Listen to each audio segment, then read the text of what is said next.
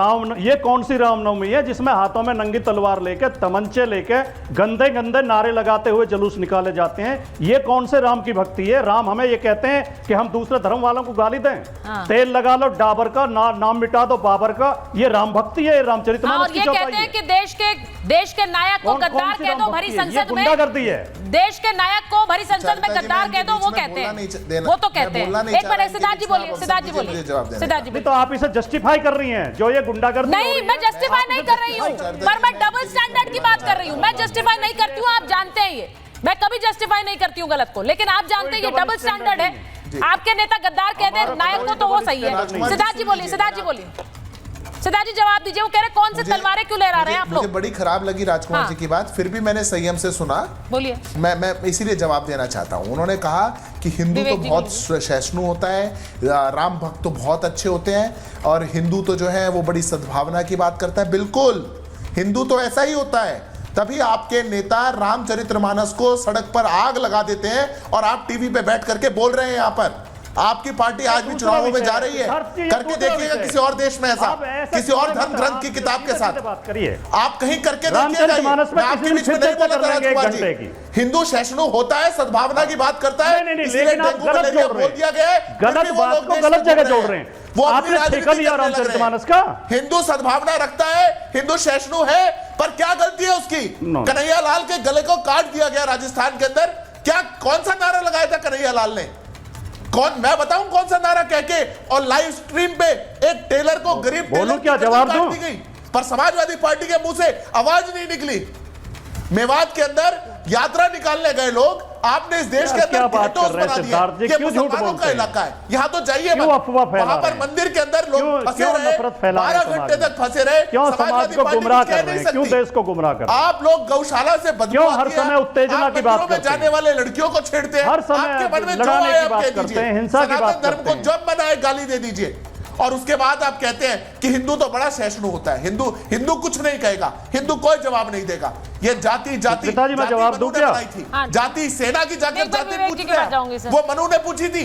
आप miss India की जाति पूछ रहे हैं, वो मनु ने पूछी थी। आप जाकर के देश के हर वर्ग की जाति पूछते हैं, जाकर के एक सैनिक तक से आपने पूछ लिया कि तेरी जाति क्या है। आपने इस देश में मिस इंडिया जाति पूछ ली, आपने जजों की जाति पूछ ली, वो किसने पूछी? आप उसके अपराधी हैं, समाजवादी पार्टी उसके अपराधी है, और आप लोग देश को विभाजित करना चाहते हैं, बांटना चाहते हैं। पूछी जाएगी। सुनिए, मैं एक चीज बोलना चाह रही हूँ।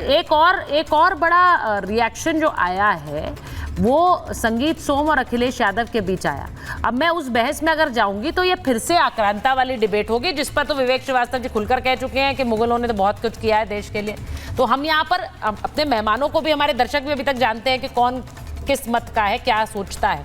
लेकिन विवेक जी, मैं पश्चिम बंगाल की बात इसलिए आपसे करती हूँ क्योंकि वहां तो आप ममता बनर्जी का विरोध करते आए हैं, लेकिन अब बीजेपी के विरोध में आप ममता बनर्जी के भी विरोध से कई बार पीछे हट जाते हैं। मुझे ये बताइए, पश्चिम बंगाल हो, यूपी हो, कोई भी राज्य हो, वहां पर ये बार बार सवाल पूछा जाता है कि पश्चिम बंगाल में ही रामनवमी पर रोक क्यों लगती है? वहां बार बार ममता बनर्जी को कह देती है कि यहाँ जुलूस मत निकालिए, यहाँ शोभा यात्रा मत निकालिए, और उसके बाद उनके नहीं। देखिए, मैंने पहले भी कहा कि हम कोई तृणमूल कांग्रेस के समर्थन में नहीं है। लॉ एंड ऑर्डर इनकी रिस्पॉन्सिबिलिटी है। कोई भी दंगा होता है, कोई भी गाड़ी फूटती है, चाहे वीएचपी ही तोड़े, इनकी रिस्पॉन्सिबिलिटी है। बजरंग तोड़े तो भी इनकी रिस्पॉन्सिबिलिटी है। इन्होंने इन हिंदूवादी संगठनों को जो वायलेंट है नहीं रोका, इनकी रिस्पॉन्सिबिलिटी है। अरे विवेक जी, पहले ये बताइए, रामनवमी निकालने का अधिकार है कि नहीं है? शोभा यात्रा निकलेगी कि नहीं निकलेगी? क्यों सरकार मना कर रही है? इनको क्यों नहीं डिटेन किया गया? खुलेआम बीजेपी के नेता अगर इंस्टिगेट कर रहे हैं तो किसकी जिम्मेदारी है?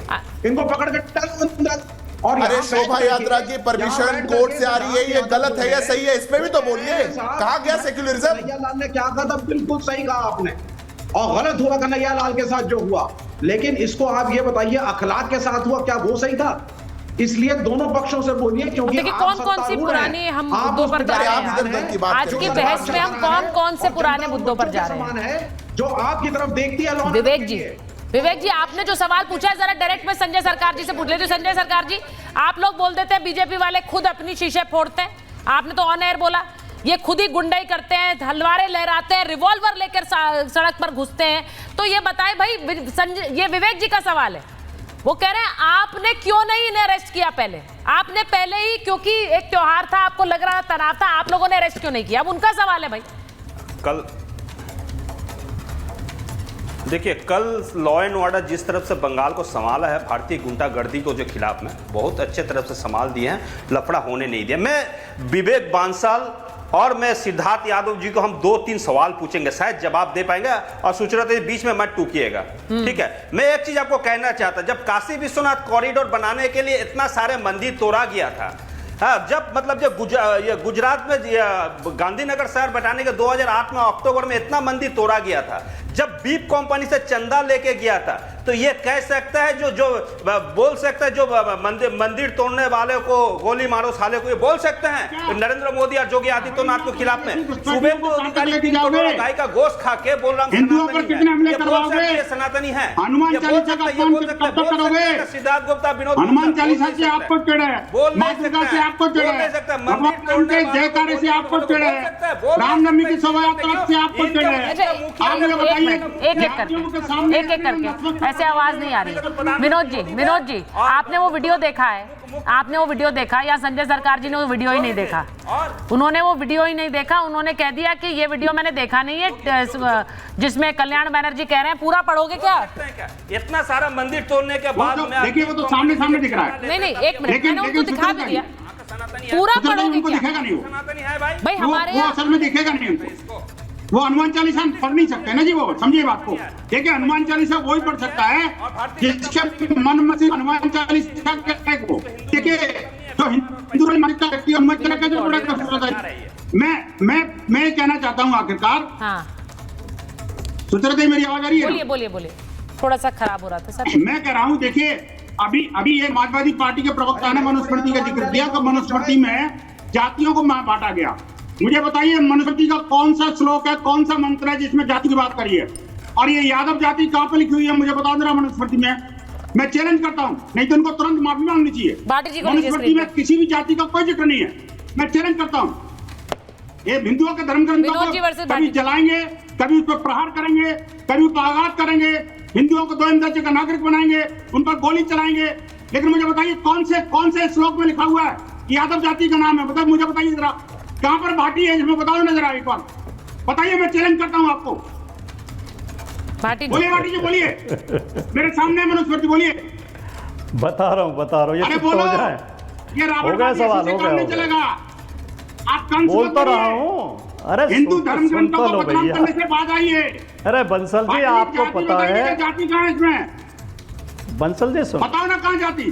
सुनेंगे नहीं, ये मुझे कौन सा श्लोक है बताओ, पूरा खोल लेता हूं मैं। अरे सुनो तो सही, बताया था जब सुनो। अरे बोलो ना, मंत्र क्रमांक बोलिए। अच्छा, वो बोल रहे हैं, जवाब दे रहे हैं। बताइए श्लोक कौन सा है? जवाब दे रहे हो। अरे यार, सुनोगे तब तो बोलेंगे। जवाब दीजिए, जवाब। विनोद बंसल को अच्छी तरह पता है कि जब राजकुमार भाटी जवाब देगा तो इनकी बोलती बंद हो जाएगी, इसलिए लगातार चिल्ला रहे हैं कि इन्हें बोलने का मौका ही मत दो। डिबेट का लास्ट टाइम चल रहा, डिबेट समाप्त हो जाएगी। श्लोक क्रमांक बताइए। शांत होकर सुनो, आपने सवाल पूछा है तो जवाब तो सुनो, शांत होकर सुनो यार।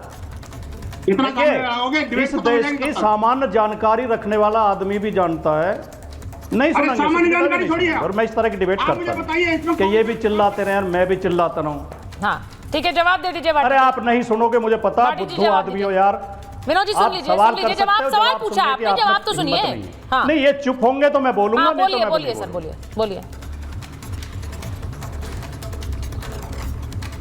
भारत की सामाजिक व्यवस्था की सामान्य सी जानकारी रखने वाला आदमी भी जानता है कि भारत में जातियों की नींव मनुस्मृति से पड़ती है। मनु ने 4 वर्णों में हिंदू समाज को बांटा और फिर उन वर्णों में जातियां बनी। तो किसे मूर्ख बना रहे हो आप ये कह के कि मनु ने जातियां नहीं बनाई? किसे मूर्ख बनाना चाहते हो? आप खुद ही मूर्ख बन रहे हो। सब जानते हैं कि मनु, इस देश में जातिवाद की नींव मनुस्मृति ने रखी है, सब जानते हैं इस बात को।